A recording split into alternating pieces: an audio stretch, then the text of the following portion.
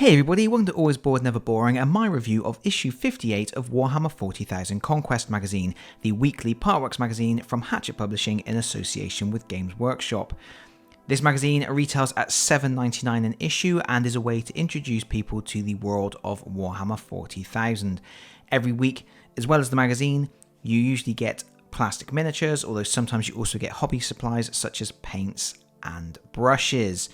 This particular issue, we get two things. We get an attack bike miniature and we also get a battle mat. So before we have a look at the magazine itself, we're going to have a look at this battle mat. Here it is. It's decent cardstock and a decent size. This is not the first time that they have included one of these battle mats.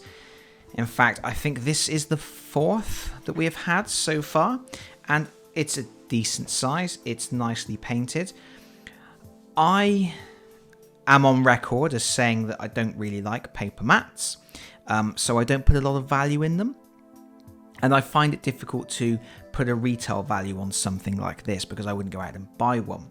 So with this series that I do on my channel, at the end of the video, I always tot up the cost of what it was subscribing to the issue versus the cost of if you purchase the products that came with the magazine at retail.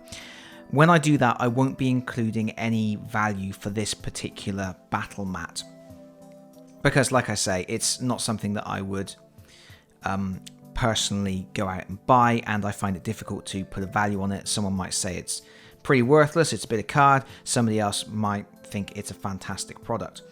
And if you don't have a lot of terrain or you don't have neoprene mats, it's a nice thing to put down on the table so you've got a little bit of colour, something that defines areas on the battlefield, which is useful for marking objectives and things like that. If you play something like Kill Team, or you like to run really small skirmish games, a battle mat like this might be very useful to you.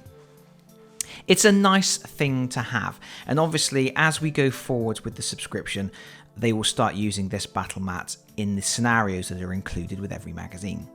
So that is a nice thing. Like I say, I'm not going to actually put a value on it, but it's worth having, even if, like me, you're not keen on paper mats. The main thing you get with this issue is an attack bike, which is an older miniature, but it's still a pretty good one. It comes on two frames.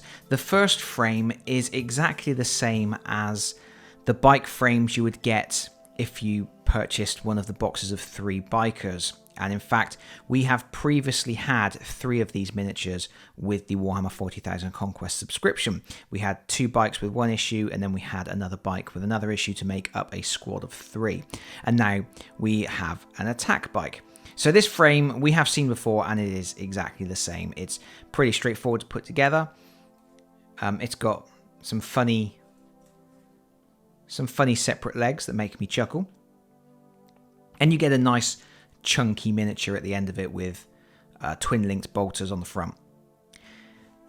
The bit that makes this an attack bike, more so than just a regular bike, is it comes with this second frame, which is the sidecar, which actually looks pretty hilarious, I think. It's a slightly silly design. I always think sidecars on bikes are quite humorous anyway, and it's funny to see a space marine in his full power armor sat in a little sidecar really low to the ground with a great big front mounted weapon. Choices of weapon actually are a multi-melter and a heavy bolter, so you have a choice there. And yeah, it's a decent enough miniature. Like I say, it is old, but old doesn't make it bad necessarily, unless we're talking about those old scout miniatures, which are just bad. And it actually retails at $17.50. That's the full price if you were to go into a Warhammer store. Obviously, you can get up to 20% discount online normally, but even so, $17.50 is your retail price. So, assuming you pay $7.99 for your magazine, you're actually getting a really good saving on this miniature. It actually works out as a saving of £9.51 over retail. And that's just for this miniature. That's before you take into account whatever value you put on that battle mat that I just showed you, and also the contents of the magazine itself. So this magazine at $7.99 is a really good value. Let's take a look inside. So these magazines follow a pretty standard format with fluff at the front, then you get your building instructions, then your painting instructions, and then a scenario that makes use of anything new you got. Naturally, the start of the fluff section is about attack bikes, and we have our little top trumps stats here. They have an armor rating of 3, a speed of 9, and a firepower of 5. And you can see, well, you may be able to see what I mean when I say it's slightly humorous, having this little sidecar with a massive heavy bolter on the front and the Space Marine all squat and low down to the ground. The biker actually looks quite cool, and then it's like his not so cool mate on the side. Full throttle, brothers. Do not let them flee. Indeed. Good advice. Then we got a bit more on attack bikes, and we've got what's this down here? We've got some white scars, and again, this guy it's almost like he's just sort of turned to camera ever so slightly, and this guy's being all cool and going, suffer not the Xenos to live, and he's just like looked at camera and gone, it's always me in the sidecar, innit? He just looks a little bit despondent to be there. Or maybe that's just me. We have a Legacy of Shadows. What's this all about then? The Deeds of the Raven Guard. We had a bit on Raven Guard last issue, and we're getting a bit more. And then, oh look, Tau. They do sometimes briefly touch on other races, but the focus is generally Space Marines and Death Guard, as those are the armies you're collecting. But yeah, they do have information on the universe. Ooh, look at all that yellow. Difficult to paint. And some more cool painted stuff. And then we are into our build instructions. So we have our clipper and glue safety. We have a picture of the frame, some advice on getting the bits out. It's all pretty straightforward standard stuff, designed for people who are new to this sort of thing, although by the time you're 58 issues in, don't really think you're new anymore. These are older instructions, so they are not as good as newer Games Workshop ones. They're not bad. They have this sort of classic exploding diagram type approach to getting the job done. It suggests not gluing certain bits, and that's because this miniature is going to be incredibly difficult to paint all in one section. It makes sense to leave it in bits, paint it, and then glue it at the end. We then have this little box out here with an exclamation mark, which just has the little extra bits and bobs from the frame. If you look really carefully, you can see some of those bits and bobs have been applied, but it's kind of like stick them where you want, and we don't care. There's no real guidance on how and where to put those. It's up to you. I will probably leave them off because I'm not keen on having miniatures over cluttered with stuff, and having a saddlebag on the front tire just seems silly to me.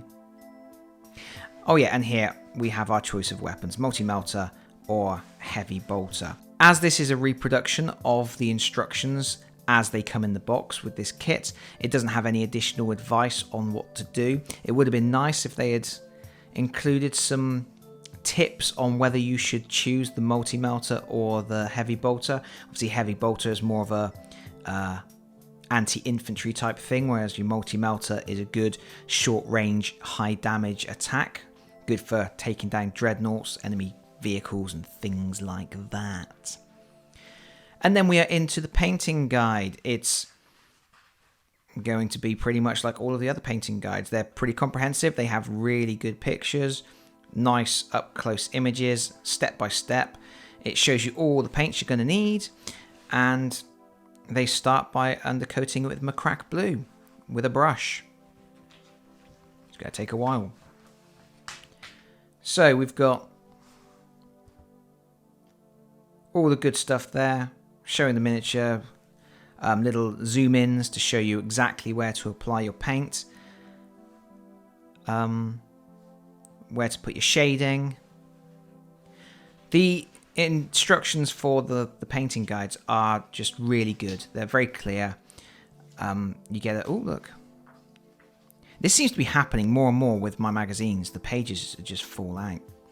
I do think there's been some kind of cutback on the amount of glue that they're using.